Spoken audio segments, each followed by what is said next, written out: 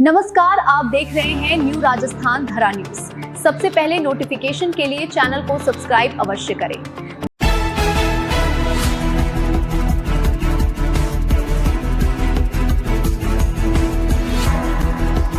या Jodhpur Udaipur rail route एक नया विकसित किया जा रहा है, इसके बजट की बात थी, या नेशनल हाईवे को और विकसित करने की बात की, उसको लेकर कोई ठोस घोषणा नहीं की गई है।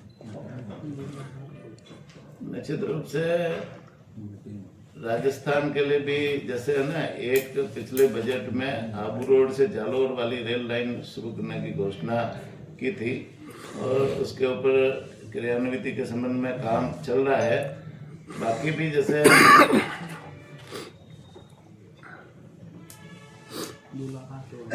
रेलवे के संबंध में 2,08,00,000 करोड़ का बजट दिया है। अब उसमें ये क्लियर नहीं है कि कहाँ कहाँ होगा, तो निश्चित रूप से अभी वो जैसे ही वो उसके संबंध में योजना बनेगी तो राजस्थान का पक्ष भी उसमें हम रखेंगे। 11 साल से पाली की मांग है जयपुर दिल्ली के लिए साइकिलिंग ट्रेन, और अभी तक जो है वो मांग पूरी नहीं हुई है, जबकि बड़े स्तर पर आश्वासन भी दिए जा चुके हैं। निश्चित रूप से रेलवे के संबंध में बहुत सारी योजनाएं बन रही है। हमारे रेल मंत्री जी जो अश्विनी जी वैष्णव है वो राजस्थान से जुड़े हुए हैं और कई बार जैसे मैं भी उनसे मिला, सांसद हमारे पीपी चौधरी जी है, उनसे भी चर्चा हुई, तो अभी रेल मंत्री जी ने कहा कि हम राजस्थान के लिए विशेष रूप से प्रयास कर रहे हैं और नई ट्रेनें भी कैसे चालू हो, ब्रॉडगेज का काम जो चल रहा है उसे जल्दी से जल्दी पूरा हो तो रेलवे में वहाँ पर ट्रेनें चलाने के लिए हमें पटरियाँ मिल जाए, तो हम नई ट्रेनें भी चालू कराएंगे और जहाँ आवश्यकता हुई तो वो सर्वे भी करा रहे हैं, जो नई रेल लाइन बिछाने के लिए भी प्रयास करेंगे। तो निश्चित रूप से आने वाला समय है वो रेल के क्षेत्र में राजस्थान में भी एक सुनहरा अवसर आएगा और वो रेल मंत्री जी ने हमको इस संबंध में आश्वस्त भी किया है। अभी आपने बजट की बात की और बजट में विकसित भारत को लेकर भारत सरकार का बजट माननीय हमारे लोकप्रिय प्रधानमंत्री नरेंद्र मोदी जी के नेतृत्व में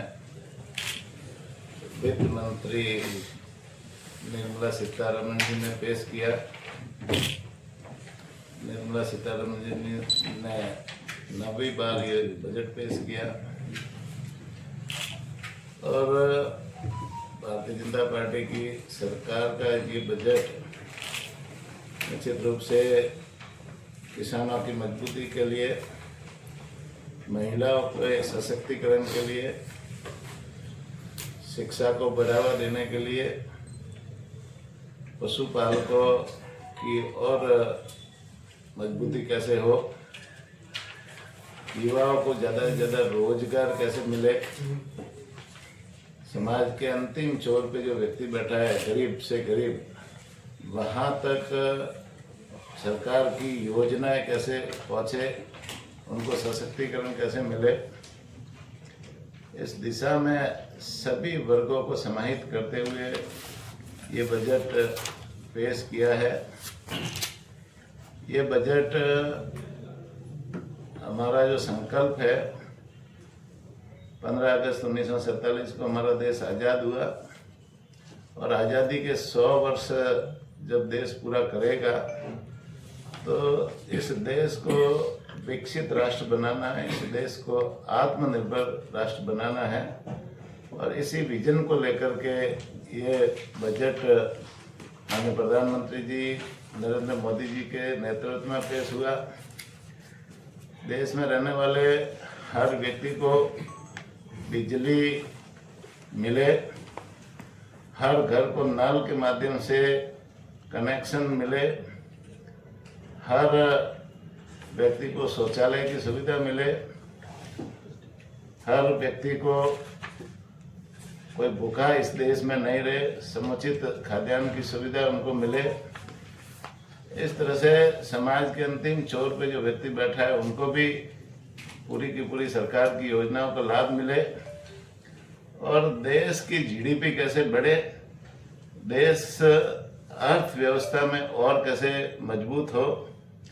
पहले ही हमारा देश 11वें पायदान पर था आर्थिक दृष्टि से, और हमारी सरकार आने के बाद में लगातार आर्थिक दृष्टि की मजबूती हमारी सरकार के नेतृत्व में मिली। फिर 5वें पायदान पर आया, अब वर्तमान में 100वें पायदान पर है। और हमारी सरकार का लक्ष्य है, प्रधानमंत्री जी का लक्ष्य है कि हम आने वाले समय में पूरे विश्व में तीसरी आर्थिक महाशक्ति बने और देश को और मजबूती से आर्थिक रूप से समृद्धि दिलाए।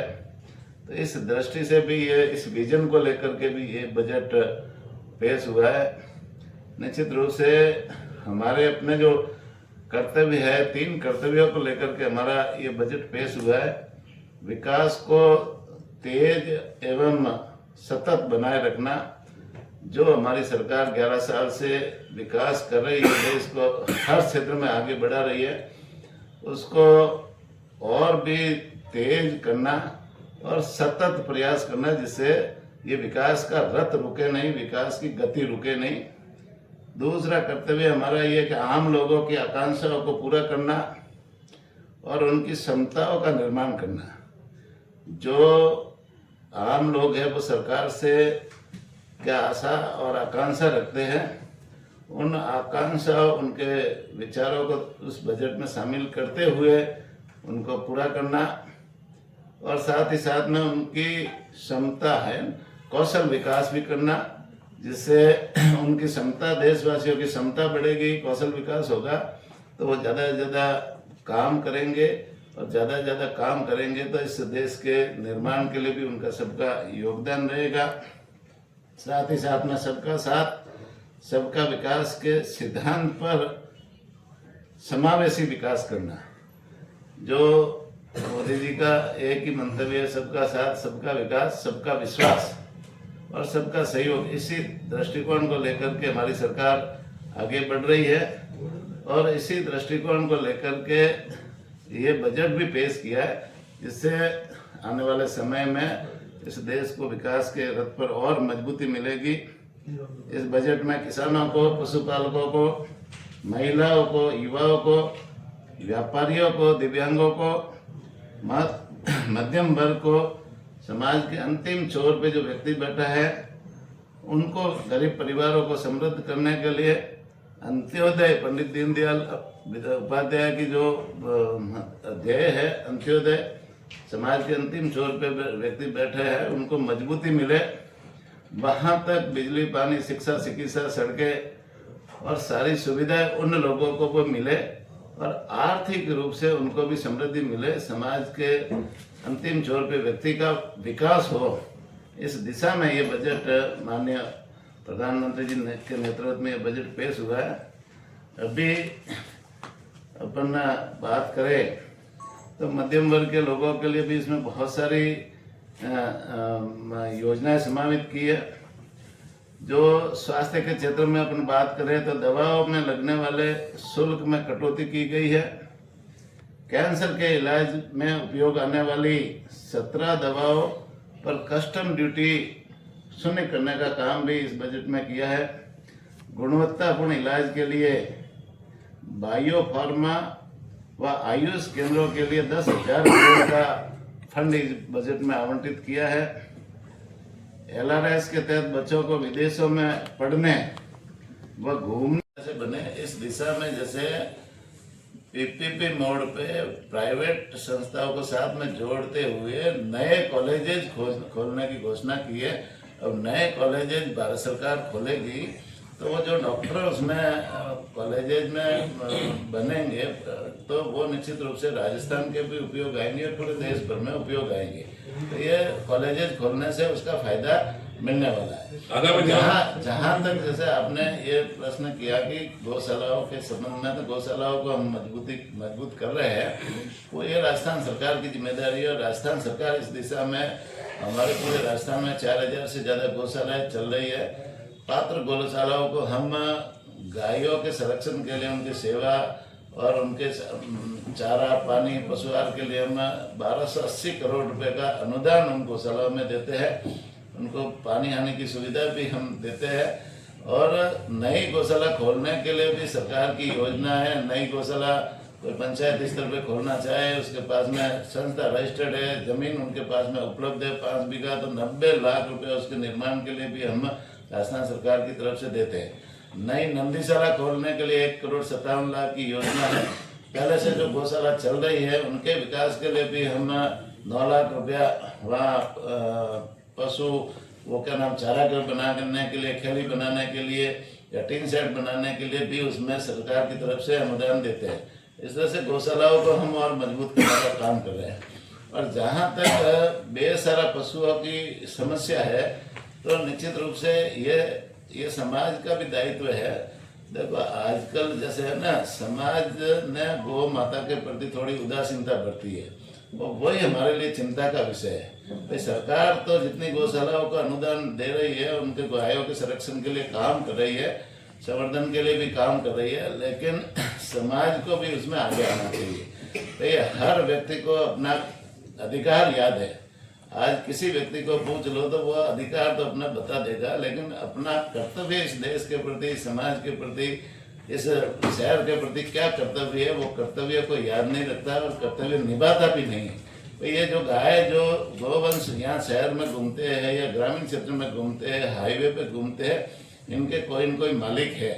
ये बेसहारा नहीं है, इन्होंने बेसहारा छोड़ रखा है।